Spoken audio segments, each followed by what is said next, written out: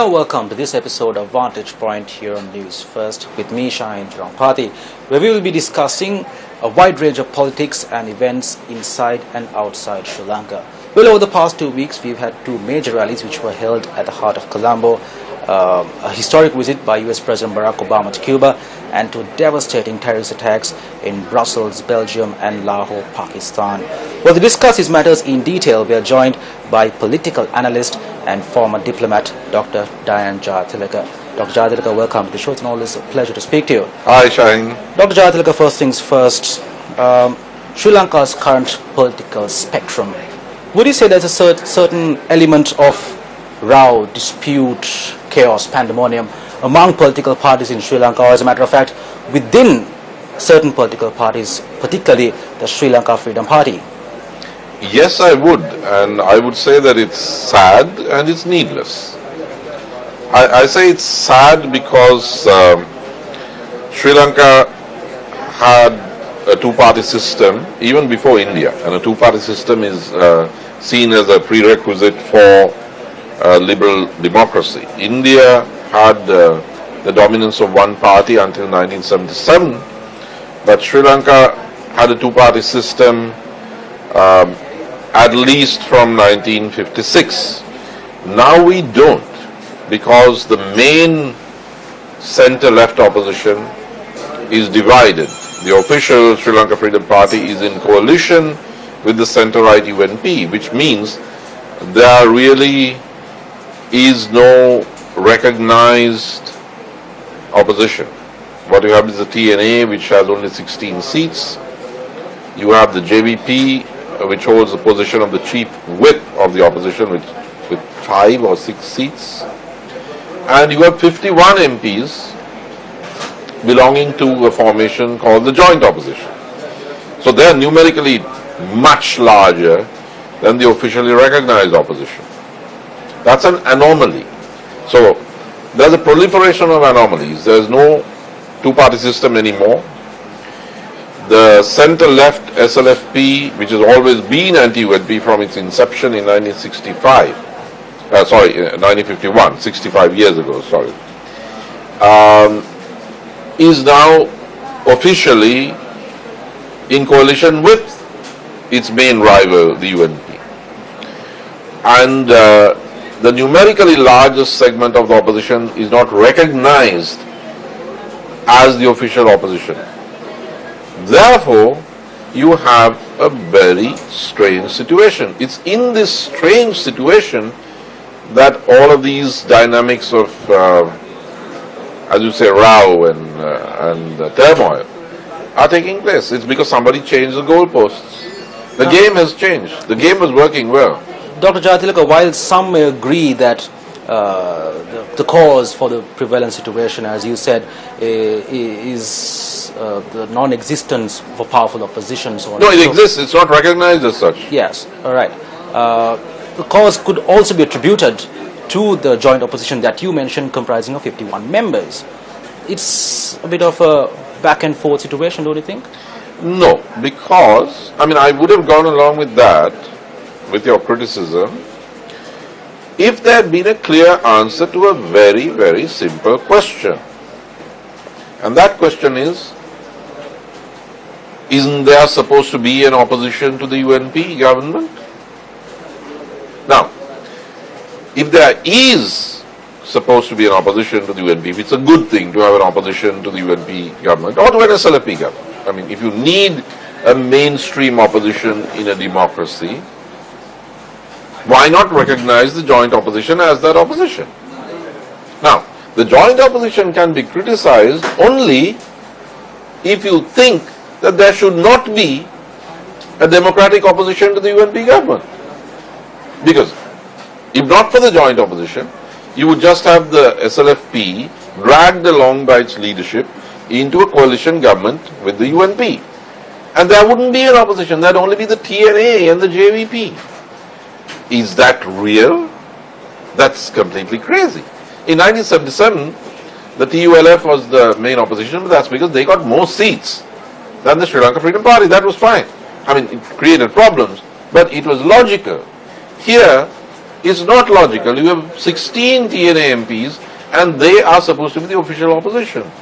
Now, if you think that there has to be a democratic national opposition to the UNP government, then there's nothing wrong with the joint opposition. One should welcome its existence. It lends an equilibrium to the system. What's wrong is not the joint opposition. What's wrong is that the joint opposition, which has demonstrated its strong existence and capacity, is not recognized as the main parliamentary opposition, which, factually speaking, it is. Dr. Jathak, let's talk about the two major rallies the United National Party held, and then 2 days later the joint opposition held. What is your perception of that? Well, it wasn't two major rallies because the UNP planned to have a rally in Hyde Park but couldn't. It had a rally open air around Lipton Circus. Now, Lipton Circus is where white-collar trade unions used to picket. That's not a place where you have a rally. You have a rally in Lipton Circus only if you can't have a rally in a park. So it was a very poor rally. And Prime Minister Vikram Singh was in the crowd with his arms folded, with a smile pasted on his face, half smile, but not saying a word. Now, by contrast, you had the joint opposition rally, which was very, very big. I mean, I've been for rallies at Hyde Park as a boy with my dad from the 60s. I was also, as a schoolboy, at the giant JVP rally addressed by Rohana Vijayveera just before the April 1971 insurrection. Now, we know that whatever the JVP is not capable of doing is good at mobilizing people for public meetings. And they had this big rally in Hyde Park. Vijayveera was, I still remember, I must have been in middle school, was in a red turtleneck, and he demonstrated some karate moves. Now, that giant JVP rally was probably 1/10 the size of the joint opposition rally on March 17th at Hyde Park. After that rally, well, I was invited to be on the platform, so my wife and I were on the platform, just as we were at Nugegoda, so I had the view of the crowd. But it can be misleading when you're on a platform. But what happened after that was that we went over to Barefoot for an exhibition of paintings by some very interesting young artists, including a Croatian, Branka Ridiki. And there we met at the cocktails a European, an Eastern European gentleman, who lived in one of the luxury high-rises from which you can see Hyde Park. And we were discussing this, and we said, we came over from over there, it looks pretty big and so on. And he said, you want to know how big it really was? I'll show you. And he fished out his camera phone. Now, he's not interested, he's not into Sri Lankan politics. He's certainly not a Mahinda Rajapaksa fan, he's a European. He showed us on his camera phone. He said, look at this crowd. From his high-rise apartment, he had shots of the crowd at different times. And it was a dense crowd from the Odell roundabout, Shaheen. That's pretty big. It's from the Odell roundabout into the park, overflowing the park, and up Union Place itself. It was huge. Now, it doesn't mean that the joint opposition can topple the government and come to power or something. What it means is that it's a pretty strong opposition, and that's a reality that should be recognized.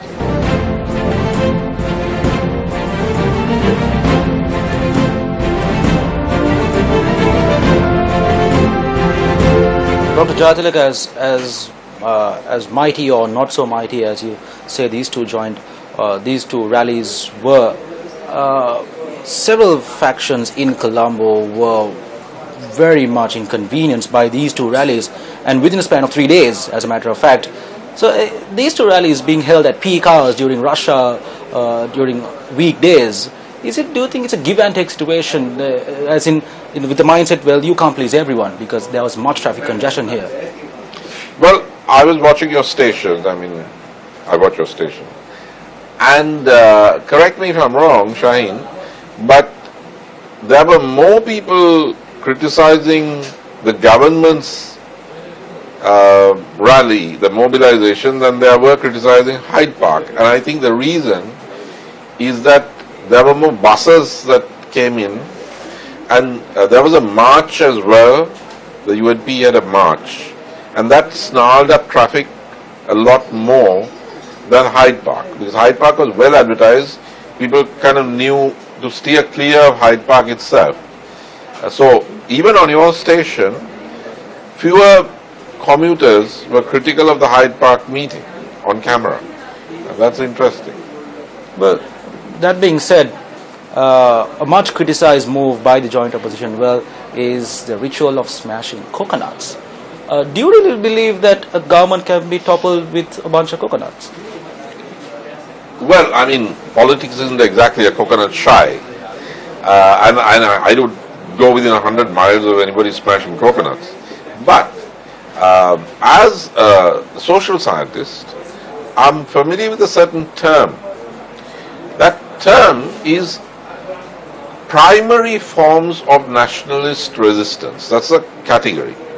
Now, according to the social science literature, the primary form, not the sophisticated forms, there are many forms of nationalist resistance. But the primary forms of nationalist resistance are cultural. That is, they use cultural practices, sometimes even sorcery. These are popular beliefs. So, these forms are used, and they've always been used in Sri Lanka against President Premadasa's administration and so on. These are the primary cultural forms of nationalist resistance that's written about in social science literature everywhere in the world. They use popular ritual as a form of protest. So that's where it comes from. It's not new to either Sri Lanka or to the third world. I mean, I give it a wide berth, but it's not unusual. Since Dr. Jayatilaka, you seem to be much closer to the joint opposition. Well, I'm sympathetic. To former President Rajapaksa, in fact. Well, I balance between, I'd like to say this openly, I have my sympathies for President Rajapaksa, but I see myself as being non-aligned between President Rajapaksa and President Sirisena. I'm not equidistant, but I'm non-aligned between them. I am, however, opposed to the policies of Prime Minister Vikram Singh and Foreign Minister Mangala Samaravira and former President Chandrika Kumaratunga. I'm opposed to those. I'm not balancing there, but I am non-aligned. I see myself as non-aligned. I'm not a member of the joint opposition. I'm in sympathy with them, but I would say I'm non-aligned between this President Sirisena, whom I think, I think he's a good man. He's helpful to the country. He's a reformist. We need those reforms. He's saying things that former President Rajapaksa didn't but should have. But I also respect President Mahinda Rajapaksa. So I'm kind of non-aligned between those two. Dr. Jayatilaka, now the joint opposition's quote-unquote conduct has certainly angered the SLFP Central Committee and its other party members loyal to President Sirisena. And now recent developments say that there is going to be a disciplinary inquiry against certain SLFP members who did attend the joint opposition rally. What is your take on that? Well, I don't think they're angered at all, because there's no disciplinary action taken. The new General Secretary of the UPFA, Mr. Amaravira, has said that there's no need for disciplinary action because the rally was not against President Sirisena or the SLFP. It was against the UNP.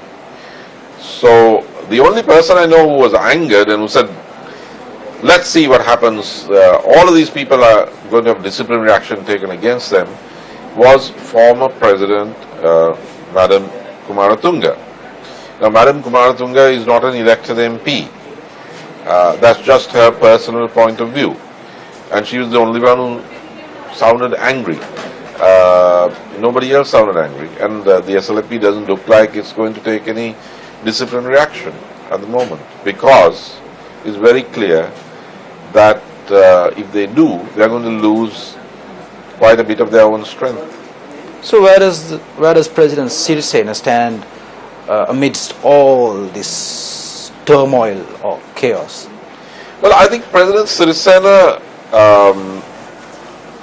is under threat Of? Not so much from Mahinda Rajapaksa, because Mahinda Rajapaksa and he are rivals. They are competing for the SLFP.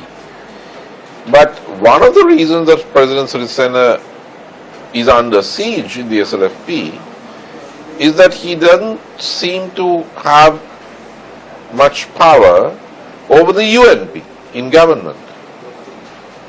Mahinda Rajapaksa and the joint opposition are thriving because of the policies of the UNP.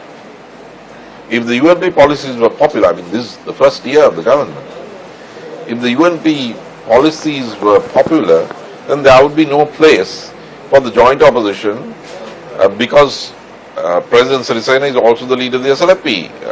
Going by the textbook, there shouldn't be a joint opposition because President Sirisena is the leader of the country and the SLFP should be clustered around him, but they're not.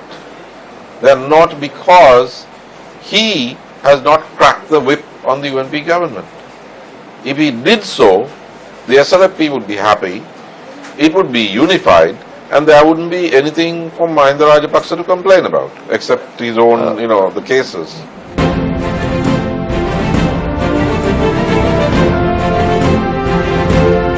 Dr. Jayatillaka, just to quickly touch on a statement former President Rajapaksa made. He made a pretty interesting statement which appalled a lot of opposing as well as his own members. He said, if you can't run the country, just give it to me. And then that has come under criticism or scrutiny, say, you had the country for 10 years, and now you're saying if you can't run the country, give it back to me.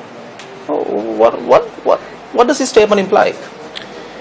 Well, I was on the platform when he said that. And his point was, look, this is what I did when I ran the country. He was talking about the economy. And he said, these guys can't manage it, and look how they're in crisis. They say they're in crisis. We weren't in crisis when I was in office. Obviously, these guys don't know how to run the place. And if you can't do it, give it back. Now, that's a typical rhetorical flourish of a politician. Any politician who's making a comeback, such as former President Nicolas Sarkozy, says that kind of thing. I mean, look, you guys are messing up. I did it better. If you can't do it better, give it back to me. That's a rhetorical flourish. But how can he get it back unless there's an election? And there isn't an election for the next 4 years. So it's a legitimate rhetorical flourish because that's what every politician says when they make a comeback. They say, look, we did it better. Now, the more important thing I think that he said was before that statement, when he said, you can jail my sons. One guy, Yoshita, he was there for whatever number of days. Mahinda Rajapaksa said, I told him that's nothing. I spent 3 months in jail under the UNP. What he didn't say was that he had to go for his own mother's funeral in handcuffs. There are photographs of it. This was under President Javadana and with the present Prime Minister Ranil Wickremesinghe playing a significant role in that. So he said, I told my boy, you can take it. I did 3 months in jail. And then he said, now they'll take Nama. And he looked around. And I looked around because Nama was standing at the back of the stage. And Mahinda looked around and said, he's very young. I did 3 months, he can do twice as much. I think there's no problem. Let him spend 6 months in jail. Right?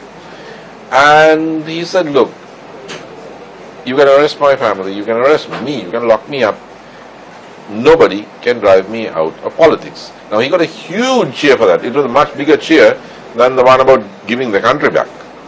I think that is the main message. The message is there is no pressure that can be brought on him that is going to succeed in driving him out of politics. And there are enough people out there, as Hyde Park showed and as the SLFP meetings around the country now show, enough people for that not to be an empty boast. It's not going to be just him in whatever home he has saying, I'm not going to be driven out of politics. like and sitting there like old King Cole. No, he's got a mass movement with him. Now, I don't think that's enough for him to come back to office unless he's very smart, makes a self-criticism, does some rethinking, and runs for office 4 years from now, which he can because he looks very healthy and fit. But right now, what's sure is that he can't be intimidated, and he can't be silenced, and he cannot be driven out of politics. I think he's made that point, and that was the most important point he made. Dr. Jatilaka, for a moment, quickly, let's wipe our smiles off our faces for a moment, and let's talk about Brussels and Lahore. Oh my God! Oh my God! In Brussels, 31 people were killed and a couple of hundred people were injured. At the same time, a week later, on Easter Sunday, Lahore was attacked, 71 people dead and 300 people injured. Now, I think this goes way back to a discussion in terms of Paris and somewhere else. There's a sense of inequality here again, I see. I don't know if you agree or not. I mean, yes, lives do matter, but does not the lives in Lahore matter too? Well, they do, Shaheen. Unfortunately, the media, the world media, which is dominated by the Western media, is far more sensitive to the lives of those in the first world than those in the third world. But we went through 30 years of this.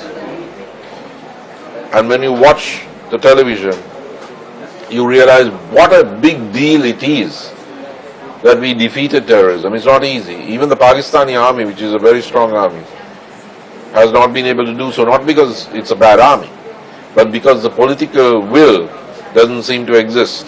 We were lucky, we got lucky, that in that we finally had a political leadership that had the will and the clarity to win in 2.5 years a war that we hadn't won for 30. That gives us the peace and normalcy that we now have, but for 30 years we went through this. And we couldn't come to the studios because we didn't know, because there could have been a bomb, and there were bombs. Your colleagues, I knew your colleagues at that time, a wonderful young lady, Minel Fernandez, I think, who reported on the Colonava oil refinery blast. I mean, this office, people like you, in an earlier generation, you were having to report on all the carnage that was taking place. The news was full of footage from the National Hospital here. And we are out of that because we defeated terrorism, and that's why I am totally opposed to cooperation with any resolution that says that we are going to bring in foreigners who weren't here to fight for us when we were dying. Bring in foreigners as experts or as prosecutors or as judges and try the Sri Lankan armed forces and the political leadership that liberated us from the fate that we see societies still falling victim to, from Paris to Brussels to Lahore. Dr. Jatilaka, I would love to talk to you about this matter for hours and days, but sadly we're out of time, and thank you very much for joining us on the show. Well, that's Vantage Point here on News First on TV1. Dr. Jatilaka, thank you very much for joining us on the show. I'm Shahan Jarampati. Good night.